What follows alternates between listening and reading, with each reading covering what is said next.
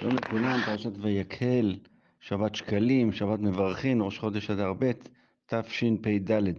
את התמונה צילמתי ביום שישי האחרון בכותל המערבי. מוזמנים לקרוא את הפוסט ואת שני הכישורים לדברי הרבנים. חשוב ומעניין מאוד. לתודה והודיה להשם ולזכות עם ישראל וחייליו, וכל מה שעוד הוא צריך. סומך נופלים וחללי המלחמה, ורופא חולים ופצועי צהל, ומתיר אסורים והשבויים, ומקיים אמונתו לשני עפר ובזכות אבות, ולגאולה שלמה בחסד וברחמים. נקודה למחשבה. הדיברות מסתיימות בלא תחמוד. מדוע לדעתכם? ומה הקשר לפרשתנו? תשובה במדור דרך ארץ. מנבואות אחרית הימים. ראו, כמו שאמרתי, בקישור המצורף קשת בהירה מעל הכותל המערבי בשישי האחרון.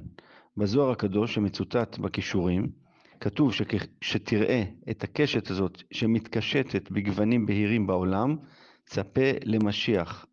מומלץ לקרוא, זה יותר מרגש מזה. לימדה תורה דרך ארץ מהפרשה, ותשובה לנקודה למחשבה.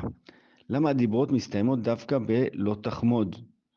בהקשר של ציווי שמירת השבת בפרשתנו, נדונה השאלה האם בניין המשכן דוחה שמירת שבת. היא לא. השבת חשובה יותר מבניית המשכן, עם כל חשיבותו העצומה, ואינה נדחית עבורו. הכלי יקר כותב שכל הדיברות כלולות בלא תחמוד.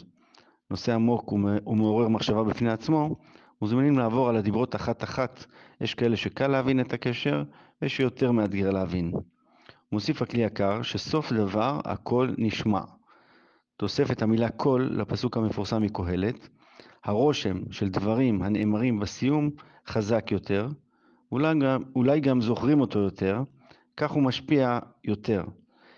פעם הבאה שאתם רוצים להעביר מסר, מומלץ לעשות סיכום קצר ומדויק שלו בסוף. טיפים לשולחן שבת. טיפ ראשון, לא תבערו אש בכל מושבותיכם. כותב הכלי יקר על דרך מליצה, להיזהר לא להצית את אש המחלוקת, במיוחד בשבת, שאז יש יותר זמן פנוי ממלאכה וכו'. הוא נותן לנו עצה איך להימנע ממחלוקות. א', להיזהר מלעסוק בדברים בטלים, סור מרע. ב', להתאחד סביב דברים משמעותיים ומאחדים, ועשה טוב. למשל, לימוד תורה, משפחתיות וכדומה. תרשו לי גם להוסיף את יום שישי והכנות לשבת לזמנים שידוע שצריך להיזהר בהם ממחלוקות מיותרות ולא להבעיר בהם את אש המחלוקת. טיפ שני, תרומת השם, זהב וכסף ונחושת ותכלת וכו'. לתת זהב עדיף מנחושת וכדומה? באופן טבעי אנו נוטים לחשוב שכן. מלמד אותנו אור החיים הקדוש שלא בהכרח.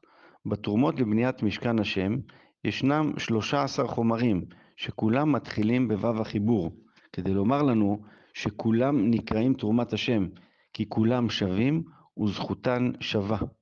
שבת שלום ומבורך, חודש אדר ב' טוב ומבורך, רק בשורות טובות לעם ישראל.